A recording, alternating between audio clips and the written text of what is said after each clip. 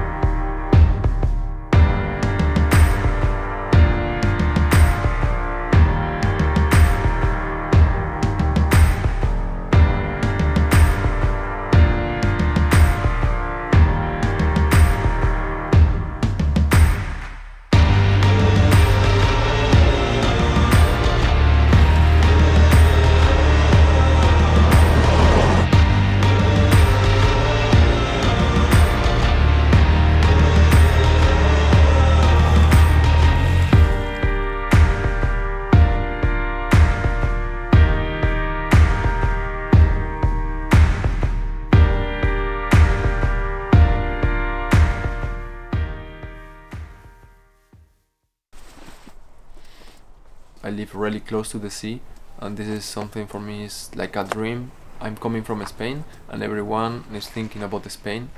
They are thinking about the beach, but I live in the middle of Spain, so a bit far of the beach, just around 4 hours and a half, the closest beach. I used to kite in lakes, not in the sea, and here the wind is really clean, so I'm happy with that. The water is also clean. Also a big difference I felt from the beach in Spain is that here we don't have waves. Only when it's really a strong wind, then we can find waves. But in normal wind conditions, we don't have waves.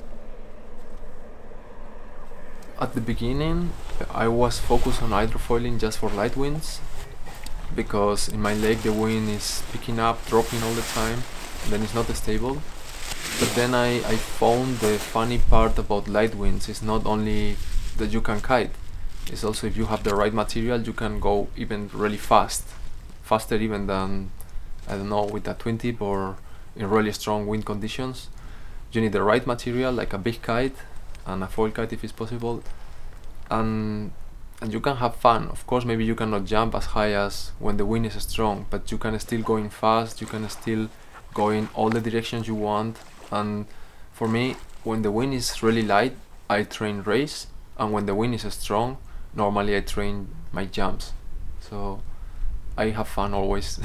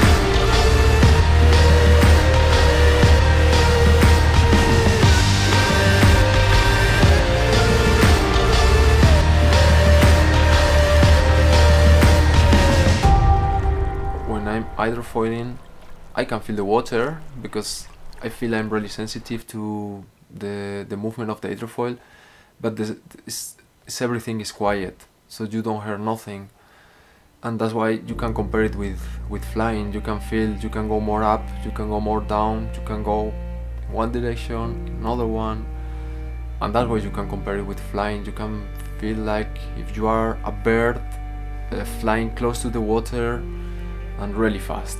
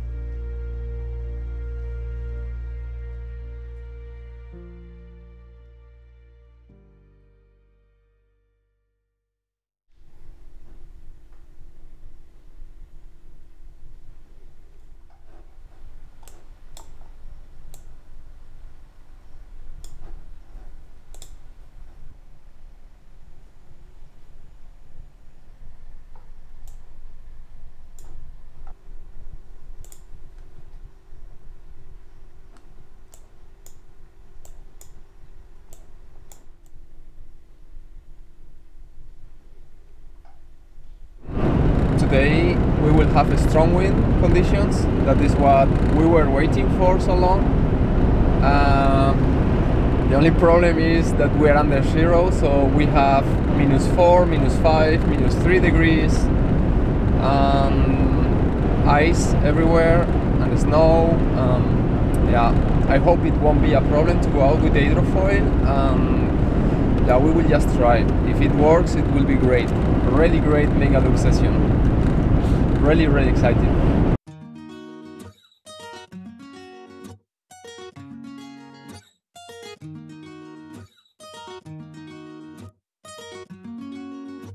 I consider myself like addicted to do mega loops in general, and when it's with the hydrofoil, I just like it, like to ride my hydrofoil, and then I can't help it, I need to jump, and if I feel the wind is strong enough, why not to throw a mega loop?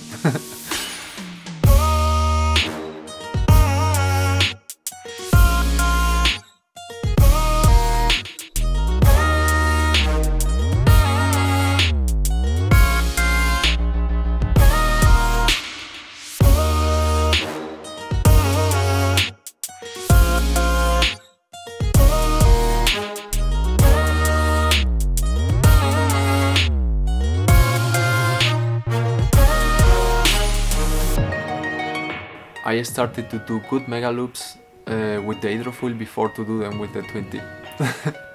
And this is crazy because I felt safer when I jump with the hydrofoil, because when I jump with the hydrofoil I feel I don't lose so much space downwind, so I felt that the kite hold me on there longer. So of course the hang time is like massive hang time every time I jump with the hydrofoil.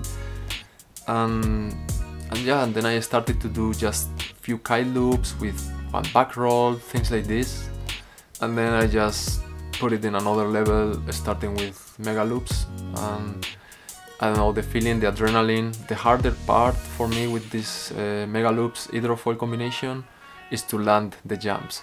So as you can see, every time I do a mega loop I can crash really hard, but you know, the adrenaline keep me like fighting to try it. I thought it was going to be like perfect session, but there are always factors that we cannot measure from the shore, like how gusty is the wind, and I think this was the biggest problem I had. The wind was really gusty, the direction was changing all the time, yeah, and I didn't feel so comfortable to do mega loops, so that's why I didn't throw so many.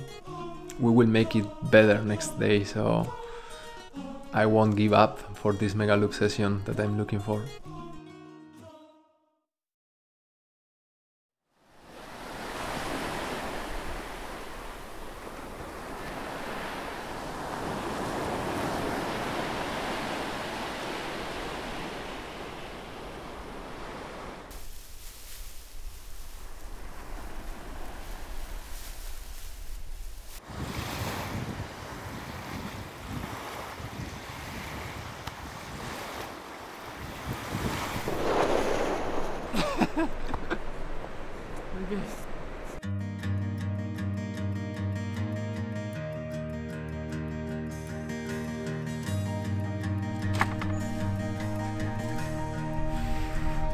when I kite in Spain, I used to put my limit around 6 degrees. When it's less than 6 degrees, I didn't go on the water. But here in Germany, by the moment, I don't have a limit.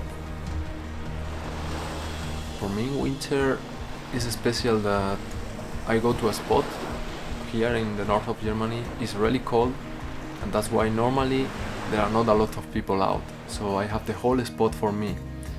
And also a really big advantage I find is that it's allowed to kite in a lot of spots that normally in summer is not allowed.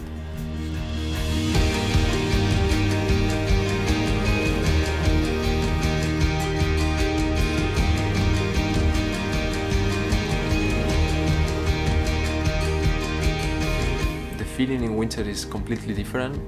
You can say it's special that you can feel warm all the time because you have adrenaline, and you realize that the adrenaline is keeping you warm, and you forget about the cold, you forget about that you can be wet, that about you crash, you forget about all of that.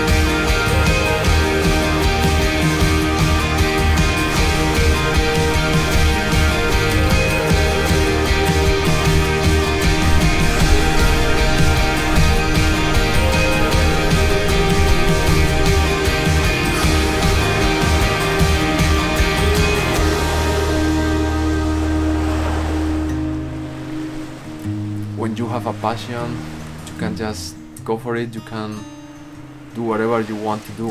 And for me, the hydrofoil is one of my passions, and I just do what I feel like I can do. Normally I don't recommend drugs, but I would recommend you my drugs, hydrofoiling.